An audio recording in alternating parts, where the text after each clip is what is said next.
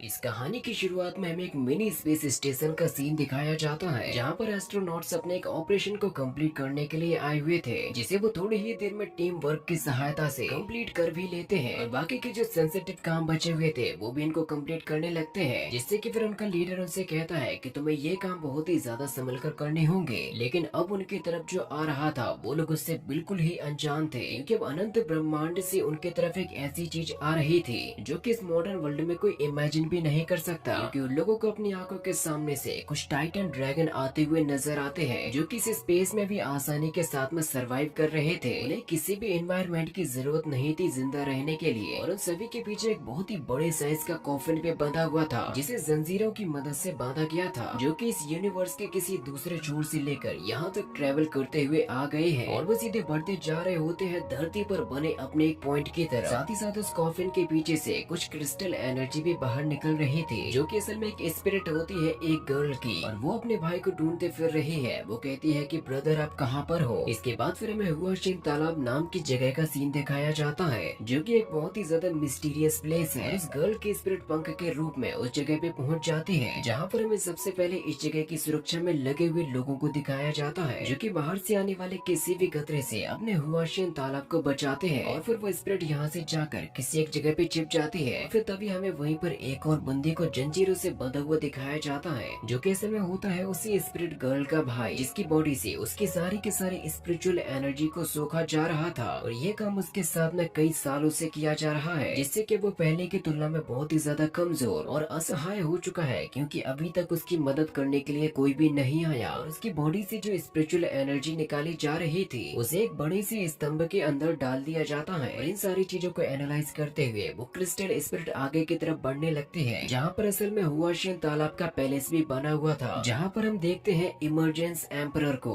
जिसके सेवक उसे बताते हैं कि हम लोगों ने जिस इमोर्टल को पकड़ के रखा हुआ है वो असल में 1 लाख हेवनली हीरोज के बराबर की ताकत को रखता है, जिससे आपको इतनी ज्यादा एनर्जी मिलेगी कि मेरे महाराज आप सदियों तक जिंदा रहेंगे, क्योंकि इसकी मदद से आप युगों के ग्रेटनेस तक पहुँच जाओगे। तो इमरजेंस एम्परर कहता है कि इमोर्टैलिटी का रास्ता बहुत ही ज्यादा कठिन होता है, क्योंकि मेरे पूर्वजों से मुझे जो ताकत मिली है हम उसे हमेशा ही एक कदम आगे ले जाने की कोशिश करते हैं, यानी कि जो मेरी जनरेशन होगी आने वाले समय में उसी का राज होगा। और फिर तभी वहाँ पर वो क्रिस्टल स्पिरिट पहुँच जाती है, जो कि वहाँ पर जाते ही धीरे धीरे करके सभी के सभी वॉरियर्स को मारने लगती है, क्योंकि उस स्पिरिट के पास में इतनी ज्यादा पावर्स थी ये नॉर्मल वॉरियर्स तो उसका कुछ भी नहीं बिगाड़ सकते थे। वो लोग भले ही उसको रोकने के लिए अपने वेपन से हमला करते हैं, लेकिन फिर भी वो लोग उसको रोक नहीं पाते, क्योंकि ये स्पिरिट चंद सेकेंडों में ही अपने दुश्मनों का खात्मा करते जा रही थी। और वो जैसे ही इमरजेंस एम्परर को खत्म करने के लिए उसके पास में पहुंचने वाली होती है, फिर एम्परर भी उससे अपनी ताकत दिखाता है और उससे कहता है कि क्या तुम्हें इतना ज्यादा आसान लगता है कि तुम मुझे खत्म कर पाओगे। और वो उस स्पिरिट के ऊपर अपनी पावर्स की मदद से हमला करने लगता है, जिसके पावर क्लैशिंग की वजह से इमरजेंस एम्परर को भी एक बहुत ही तगड़ा झटका लगा था। और फिर यहाँ पर उन्हीं क्रिस्टल्स में से एक गॉडेस क्रिएट हो जाती है, जो कि असल में होती है एम्परर गॉडेस, जिसका पावर लेवल गॉड्स के बराबर का है, और उसने एक मास्क को भी पहना हुआ था। और इमरजेंस एम्परर जैसे ही इमोर्टल गॉडेस को देखता है वो उससे कहता है मैं जानता हूँ कि तुम यहाँ पर किस लिए आई होगी, तुम जरूर यहाँ पर इमोर्टल कॉल्ड्रॉन को वापस लेने के लिए आई हो। लेकिन वो इमोर्टल गॉडेस उससे कहती है कि मैं यहाँ पर आई हूँ तुम्हें खत्म करने के लिए, अपने नजरिए को जरा साफ करो क्योंकि तुम्हारी मौत तुम्हारे सामने खड़ी हुई है। इमरजेंस एम्परर उससे कहता है कि क्या तुम्हें ये इतना आसान लगता है, अगर अब तुम्हारे अंदर हिम्मत है तो मेरे वारों से बचकर दिखाओ। और फिर वो तुरंत ही अपनी मल्टीपल हैंड टेक्निक की मदद से इमोर्टल गॉडेस के ऊपर हमला करने के लिए चला जाता है। और इन अटैक्स का पावर लेवल वाकई में बहुत ही ज्यादा था, लेकिन इमोर्टल गॉडेस इन अटैक्स को आसानी के साथ में ब्लॉक कर लेती है, बल्कि वो तो यहाँ पर अपने केवल एक ही क्रिस्टल झटके से इमरजेंस एम्परर को पीछे धकेल देती है, जिससे कि एम्परर को भी इस बात का एहसास हो चुका था कि अब उसकी टक्कर किसी बराबरी वाले के साथ में हुई है। लेकिन वो भी यहाँ पर कहाँ हार मानने वाला था, वो तुरंत ही यहाँ पर इमोर्टल गॉडेस को मारने के लिए अपनी एक एनर्जी स्वॉर्ड को समन कर लेता है। लेकिन उसे इस बात का जरा सा भी अंदाजा नहीं था कि इमोर्टल गॉडेस के सामने ये उसका अटैक कुछ भी काम नहीं करेगा, क्योंकि इमोर्टल गॉडेस यहाँ पर उसकी एनर्जी स्वॉर्ड को एक ही झटके के साथ में खत्म कर देती है, जिसकी वजह से इमरजेंस एम्परर पैलेस को तोड़ते हुए भी बाहर निकल चुका था। और अब वो समझ जाता है कि वो खुद को इस तरीके से नहीं बचा सकता, इसीलिए वो अपने सपोर्ट को बढ़ाने के लिए अपने सभी के सभी ड्रैगन्स को भी जगा देता है। वो उनसे कहता है कि जागो महाड्रैगन, आज तुम्हारे मालिक को तुम्हारी जरूरत है, जिससे कि फिर इन सभी के सभी ड्रैगन्स की स्पिरिट उनकी बॉडी से बाहर आ जाती है और वो इमोर्टल गॉडेस से लड़ने के लिए एकदम तैयार थे। तो फिर ऐसा देखकर इमोर्टल गॉडेस भी कहाँ पीछे रहने वाले थे, वो तुरंत ही अपने प्रतिद्वंदियों को देखकर मैदान में आ जाती है, जिससे कि अब ये फाइट और भी ज्यादा ग्रैंड लेवल पर बढ़ती जा रही थी, क्योंकि ये सभी के सभी स्पिरिट ड्रैगन इमोर्टल गॉडेस को घेर लेते हैं उसको खत्म करने के लिए। लेकिन इमोर्टल गॉडेस के पास में खुद की बॉडी को बदलने की एबिलिटी होती है, जिससे कि वो आसानी के साथ में हर एक ड्रैगन के अटैक को डॉज करती जा रही थी। लेकिन ड्रैगन्स की संख्या ज्यादा होने की वजह से वो भी हार मानने को तैयार नहीं थे और इस बार वो उसको एक ही बार में खत्म करने के लिए उसे आसमान में ले जाते हैं, जो कि शायद उन ड्रैगन्स की सबसे बड़ी गलती थी, क्योंकि इमोर्टल गॉडेस उनसे कहती है कि तुम लोग यहाँ पर खुद ही खुद को खत्म करने के लिए आए हो, और वो ड्रैगन्स को खत्म करने के लिए यूज करते हैं अपनी हेवनली पावर को, जिससे कि उन ड्रैगन्स के खत्म होने के साथ साथ अब वो अटैक सीधा पहुंच चुका था इमरजेंस एम्परर के ऊपर। तो वो दर्द के मारे चिल्लाते हुए इमोर्टल गॉडेस से ये पूछने लगता है कि आखिर तुम मुझे मारना क्यों चाहती हो। तो इमोर्टल गॉडेस उससे कहती है कि तुम्हारी जिंदगी लेने के बाद मुझे मेरे भाई की जिंदगी दोबारा से वापस मिल जाएगी, और वो अपने हेवनली अटैक की मदद से इमरजेंस एम्परर को भी खत्म कर देती है। साथ ही साथ उसने उस स्तंभ को भी खत्म कर दिया था जिसके अंदर इमोर्टल कोल्ड्रॉन की एनर्जी को डाला जा रहा था। और फिर तभी इमोर्टल गॉडेस को अपना बचपन याद आने लगता है कि किस तरीके से उसका बड़ा भाई उसके साथ में खेल रहा था, और उसी ने वो मास्क इमोर्टल गॉडेस को दिया था लगाने के लिए। जिस वक्त इमोर्टल गॉडेस एक छोटी सी बच्ची थी, तभी उसके भाई को सैनिक अपने साथ में ले गए थे। उसके भाई ने उससे कहा था कि मैं बहुत ही जल्द वापस लौट कर आ जाऊंगा, लेकिन उस वक्त के बाद से ना तो उसे अपना भाई नजर आया और ना ही कभी उसके लौटने की खबर मिली, क्योंकि उस वक्त के बाद से इमोर्टल कोल्ड्रॉन की बॉडी से एनर्जी छीनना शुरू कर दिया गया था, और वो आज इतने सालों के बाद भी जिंदा है तो केवल इसी उम्मीद में अभी भी उसकी लिटिल सिस्टर उसका इंतजार कर रही होगी। उसने सिस्टर से वादा किया था कि वो वापस लौट कर जाएगा, लेकिन वो ऐसा ना कर सका, और इमोर्टल गॉडेस अब उसी तालाब के ऊपर आ जाती है जहाँ पर वो अभी भी अपने भाई का ही इंतजार कर रही थी। इसके बाद फिर वो अपने चारों तरफ ही अपने इमोर्टल एनर्जी की मदद से काफी बड़े बड़े आग के गोलों को ले आती है, ताकि वो इस जगह को पूरी तरीके से तबाह कर सके, जिनको वो एक साथ ही हिट करने लग जाती है इस पूरी जगह के ऊपर, जिससे कि धीरे धीरे करके सुवाशियन तालाब का नामो निशान मिट जाता है। इसके बाद फिर वो यहाँ से अपना यूनिवर्सल ट्रैवल करते हुए आगे बढ़ने लगती है, क्योंकि असल में वो पूरे ब्रह्मांड में घूमते हुए अपने भाई को ढूंढ रहे थे। इमोर्टल गॉडेस कहते हैं कि चाहे मुझे सफर करते हुए लाखों साल ही क्यों न लग जाए, मुझे चाहे इसके लिए 100 जन्म ही क्यों न लेने पड़े, चाहे मेरा ये शरीर हर बार ही राख क्यों न बन जाए, लेकिन तब भी मैं भाई तुम्हारा इंतजार करती रहूंगी। और उसकी आंखों से निकलने वाले आंसू उसकी फीलिंग्स को बयां कर रहे थे। इसके बाद अब कहानी शिफ्ट होती है अर्थ पर, जहाँ पर हम अपने मेन कैरेक्टर याफेन को देखते हैं, जो कि अपने घर पर मौजूद था, और इस वक्त काफी ज्यादा बारिश भी हो रही होती है। तभी वो एक किताब को उठाकर पढ़ने लगता है, क्योंकि उसे मिस्टीरियस चीजों के बारे में जानना बहुत ही ज्यादा पसंद है, और वो हमेशा ही इन्हीं बातों में ही खोया रहता है। यहाँ तक कि उसका पूरा का पूरा कंपार्टमेंट ही किताबों से भरा हुआ था, और वो पढ़ रहा होता है एंशिएंट वन के बारे में। वो इन किताबों को पढ़ते हुए हमेशा ही इस बारे में सोचते रहता है, क्या सच में ये हेवन और अर्थ का कल्टीवेशन एग्जिस्ट करता होगा, या सच में येन और यांग जैसी चीजें हमारी दुनिया में पाई जाती है, क्योंकि इस मॉडर्न जमाने में इस बात पर भरोसा कर पाना बहुत ही ज्यादा मुश्किल था। वो कहता है कि हमारी एंशिएंट सिविलाइजेशन अब धीरे धीरे करके खत्म होते जा रही है, लेकिन क्या ये चीजें सच में एग्जिस्ट करते भी होंगी। और फिर तभी बादल गरजने लगते हैं, क्योंकि बरसात थोड़ी देर तक रुकने के बाद दोबारा से शुरू हो गई थी। साथ ही साथ आसमान में काफी विशालकाय चक्रवात भी उत्पन्न हो रहा था, और बरसात होने की वजह से शहर के सभी लोग जल्दी जल्दी करके अपने अपने घर की तरफ भागने लगते हैं। तभी याफेन का अलार्म एक्टिवेट हो जाता है, जो कि उसको बताता है कि 12:30 बज चुके हैं और तुम्हारी क्लास के रीयूनियन का भी वक्त हो चुका है, जिससे कि याफेन समझ जाता है कि अब उसका यहाँ से जाने का वक्त आ चुका है। इसीलिए फिर वो तुरंत अपनी मर्सिडीज को उठाकर यहाँ से निकल जाता है अपने दोस्तों की तरफ। साथ ही साथ वो एफएम को भी सुनते जा रहा था, जिसमें वक्त बताया जाता है 3 मई का, जिसके जरिए ये ब्रॉडकास्ट किया जाता है कि अब इस शहर में बहुत ही भारी बारिश होने वाली है। इसीलिए सभी लोगों तक ये वार्निंग मैसेज पहुंचा दिया जाता है। यहाँ तक कि शहरी इलाके में तो 50 सेंटीमीटर से भी ज्यादा बरसात होने की संभावना जताई जाती है, जो कि आगे भी कंटिन्यू बनी रहेगी। साथ ही साथ ये भी बताया जाता है कि भारी बरसात के साथ साथ बड़े बड़े तूफान भी आ सकते हैं। इसीलिए सभी शहरी लोगों को इस बात पर ध्यान देने की जरूरत है, क्योंकि अगर ऐसा ना किया तो लोगों को मुसीबतों का सामना करना होगा। और वैसे भी आज तो हॉलीडे का दिन है, इसीलिए सभी के सभी लोग शहर में एंजॉय कर रहे थे। और अब याफिन फाइनली अपनी मर्सिडीज के साथ में उस जगह पे पहुंच जाता है जहाँ पर उसका क्लास रीयूनियन होने वाला था। याफिन जैसे ही देखता है उसे पहले तो कोई भी नजर नहीं आता, इसीलिए वो सोचता है कि जरूर सभी के सभी लोग अंदर की तरफ चले गए होंगे। और फिर तभी उसके पीछे से यहाँ पर एक लड़का आता है, जो कि अपनी स्कूटर की मदद से यहाँ पर आया था, जिसका नाम वो होता है जैंग वैनचेन और वो याफेन से कहता है कि मैं भी तुम्हारे साथ में चल रहा हूँ। इसके बाद फिर हमें याफेन के सभी बाकी दोस्तों को दिखाया जाता है, जहाँ पर ली चैंगिंग नाम का लड़का अपने बॉस मिस्टर लिू से मिल रहा था। वो उससे कहता है कि हम तुम्हारी काफी रिस्पेक्ट करते हैं। और फिर तभी हमें वहीं पर लिन नाम की लड़की और एक जो नाम के लड़के को भी दिखाया जाता है। और लिन जो से कहती है कि आज तुम काफी स्मार्ट नजर आ रहे हो। और फिर वो यहाँ से मिस्टर लिू और चैंग के पास में चली जाती है। तो लिू से कहता है कि मैं बहुत ही जल्द वापस लौट कर भी आ जाऊंगा। और लिन उससे जैसे यहाँ पर कुछ कहने वाली थी, फिर तभी उसी वक्त यहाँ पर आ जाता है याफेन और वो सभी के सभी लोग यहाँ पर सेलिब्रेशन करने वाले थे। और लिन जैसे यहाँ पर आते हुए याफेन को देखती है, वो उससे कहती है कि तुम भी हमारे साथ में आ जाओ, क्योंकि अभी हाल फिलहाल में हम लोगों की आगे की प्लानिंग्स चल रही है, क्योंकि असल में याफेन उन सभी का स्क्वाड लीडर है। इसीलिए लिन कहती है कि याफेन के लिए यहाँ पर 2 ग्लास और बना दिए जाए। लेकिन ल्यू का नजरिया याफेन को लेकर कभी भी सही नहीं रहता, क्योंकि वो याफेन को ज्यादा पसंद नहीं करता था। वो याफेन से कहता है कि मैंने अभी अभी सुना है तुम कुछ और ही काम करने लगे हो, जिसमें तुम्हें काफी सारा पैसा भी कमा लिया। और वो आगे जैसे ही कुछ और कहता तभी वहाँ पर जैंग वेंचेंग आ जाता है और वो याफेन से कहता है कि स्क्वाड लीडर आप मुझे एक बात बताइए, बाहर की तरफ जो मर्सिडीज बेंज एस खड़ी हुई है क्या वो आपकी है? बेंज एस का नाम सुनकर ल्यू ये कहने लगता है कि कुछ लोग खुद को ज्यादा अमीर दिखाने के लिए किराए पर मर्सिडीज को ले लेते हैं ताकि वो क्लास रियूनियन में अपना ज्यादा शो ऑफ कर सके। लेकिन याफेन उसके मुंह नहीं लगना चाहता था, इसीलिए वो उससे कुछ भी नहीं कहता। फिर लिन उन दोनों को बैठने को कहती है। उसी वक्त तभी वहाँ पर 2 और लोग आ जाते हैं, जिसमें से गर्ल का नाम होता है लीजिया और वो बताती है कि मेरे इस दोस्त का नाम है केट, जो कि अब से हमारे साथ में हमेशा ही क्लास रियूनियन करेगा। और उससे मिलकर सभी लोग काफी खुश भी होते हैं। और लिन उन लोगों से कहते हैं कि चलो अब आप लोग भी साथ में ही बैठ जाओ। लेकिन याफेन जैसे ही लीजिया को देखता है, उसकी तो नजर ही लीजिया के ऊपर से नहीं हटती, जैसे कि उसको लव एट फर्स्ट साइट हो गया हो। लेकिन अब आसमान में बादल और भी ज्यादा जोरों के साथ में गरजने लगे थे। साथ ही आसमान में जो बवंडर बन रहा था उसका साइज भी अब बहुत ही ज्यादा बड़ा हो चुका था, जैसे कि मानो कोई बाहर से आने वाली ग्रेविटी उसको अपनी तरफ खींच रही हो। इसके बाद फिर हमें दोबारा से उसी मिनी स्पेस स्टेशन को दिखाया जाता है, जिसके पास में अब वो सभी के सभी ड्रैगन्स भी आ जाते हैं। उन्हें इस बात से कोई भी फर्क नहीं पड़ता कि अब उनके सामने कौन आएगा, क्योंकि वो अपने फुल स्पीड के साथ में आगे की तरफ बढ़ते जा रहे थे। यहाँ तक कि उनके सामने ये मिनी स्पेस स्टेशन भी कुछ भी नहीं था, क्योंकि वो जैसे ही उसके करीब से गुजरते हैं वो उसको तोड़ते फोड़ते आगे बढ़ते जाते हैं, जिससे कि ये करोड़ों की लागत से बना हुआ स्पेस स्टेशन बर्बाद होने लगा था। साथ ही साथ उसमें मौजूद अंतरिक्ष यात्रियों की भी जान खतरे में पड़ चुकी थी। लेकिन वो लोग चाहकर भी खुद को इस हादसे से नहीं बचा पाते, क्योंकि ये स्पेस स्टेशन खत्म हो जाने की वजह से वो सभी के सभी भी मारे जाते हैं। और थोड़े ही समय में ये सभी के सभी ड्रैगन धरती पर भी आ जाएंगे। इसके बाद हम याफेन के क्लास रियूनियन को देखते हैं, जहाँ पर अब उन लोगों को इस बारे में खबर मिल चुकी थी कि अभी हाल ही में उनका एक मिनी स्पेस स्टेशन पूरी तरीके से तबाह हो चुका है। इसके पहले ही उन्हें ये खबर लगी थी कि बहुत ही ज्यादा बारिश और तेज हवाओं वाला तूफान भी आ जाएगा। इसीलिए फिर जो सभी लोगों से कहता है कि अब हमें इस बात पर ध्यान देना चाहिए। याफेन भी कहता है कि हाँ ये चिंता करने वाली बात तो है कि जो सैलाब आने वाला है वो भी बहुत ही जल्द आ जाएगा। तो ल्यू कहता है कि हाँ इस बात से तुम लोगों को फर्क पड़ता होगा, लेकिन इस बात से मुझे फर्क नहीं पड़ता, क्योंकि मैं यहाँ से जा रहा हूँ एक सेफ प्लेस पर। और वो लिन से कहता है कि क्या तुम मेरे साथ में चलना चाहोगी? याफेन भी कह देता है कि चलो ठीक है तुम उसके साथ में चले जाओ। और वो जैसे ही यहाँ से जाने लगता है तभी कुछ लोग और उससे कहते हैं कि तुम हमें भी अपने साथ में ले चलो। तो ल्यू कहता है कि ठीक है मुझे कोई भी परेशानी नहीं होगी। और जैसे ही ये लोग यहाँ से निकल जाते हैं, जिसके केवल 2 घंटे बाद ही यहाँ पर इतनी ज्यादा बारिश हो जाती है, ये पूरा शहर ही सैलाब आने की वजह से डूबने लगता है। साथ ही साथ यहाँ पर बहुत ही बड़े साइज के टोर्नेडो भी आए हुए थे। और शहर के बीचों बीच ल्यू अपने सभी के सभी दोस्तों के साथ में फंसा हुआ था। और ज्यादा पानी भर जाने की वजह से अब वो लोग गाड़ी का दरवाजा भी नहीं खोल सकते थे। यहाँ तक कि अब तो शहर में बना हुआ बांध भी टूट जाता है, जिससे कि पानी की मात्रा और ज्यादा बढ़ने लगती है। यानी कि अब इस शहर का तबाह होना तय हो चुका था। लिन के साथ सभी लोग मदद के लिए चिल्ला रहे होते हैं। उन लोगों को बचाने के लिए यहाँ पर आ जाता है याफेन, जो कि एक प्राइवेट बोट की मदद से इसी तरफ चला आ रहा था, जिसमें उसके बाकी के दोस्त भी होते हैं जो कि वहीं पर रह गए थे। फुल स्पीड के साथ में सबसे पहले उन सभी के सामने एक हीरो वाली एंट्री मारता है, क्योंकि उसके पीछे से बहुत ही तेजी के साथ में वो सैलाब भी आ रहा था।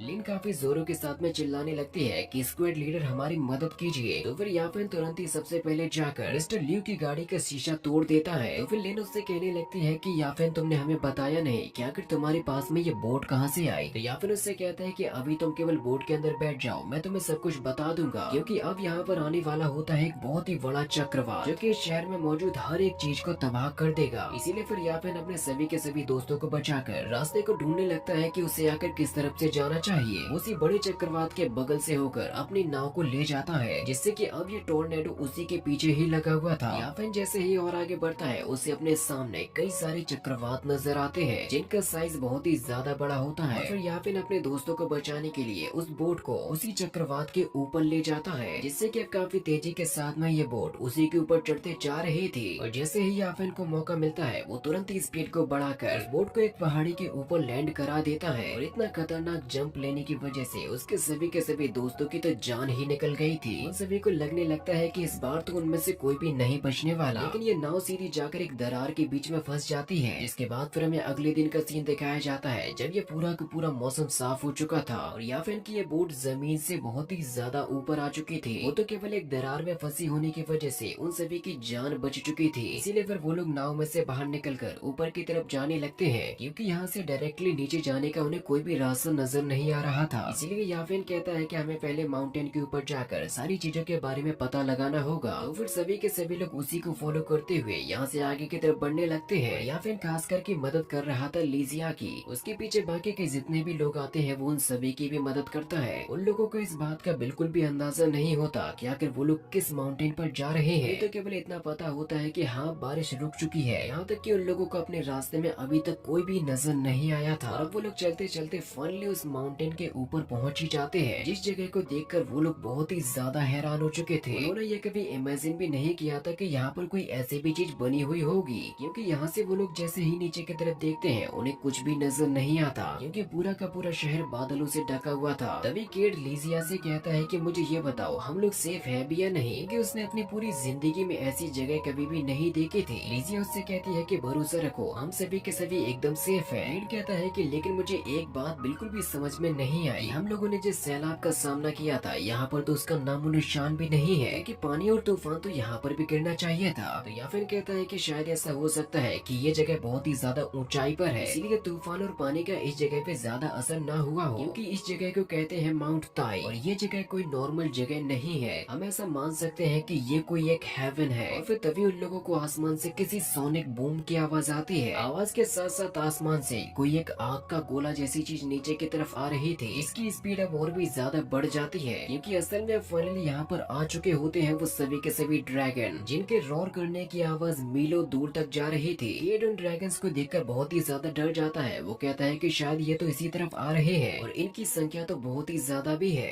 तभी याफेन को इस बात का अंदाजा हो जाता है कि ये हमारे लिए बहुत ही बड़ा खतरा साबित होगा। इसलिए वो उन लोगों से कहता है कि हमें जल्द से जल्द यहाँ से भागना होगा, क्योंकि वो सीधा इसी जगह पे गिरेंगे। इसीलिए फिर याफेन के साथ साथ उसके सभी के सभी दोस्त अपने अपने जान बचाकर भागने लगते हैं। लेकिन उन लोगों के इस जगह को छोड़ने से पहले ही वो सभी के सभी ड्रैगन उस कॉफिन के साथ में इस जगह पे गिर जाते हैं, जिससे कि माउंट ताई पूरा ही हिलने लगता है। इसके बाद में इन सभी लोगों के साथ में क्या होगा वो हमें नेक्स्ट एपिसोड में दिखाया जाएगा, और उसको देखने के लिए आप लोग जल्दी से वीडियो को लाइक कर दीजिए।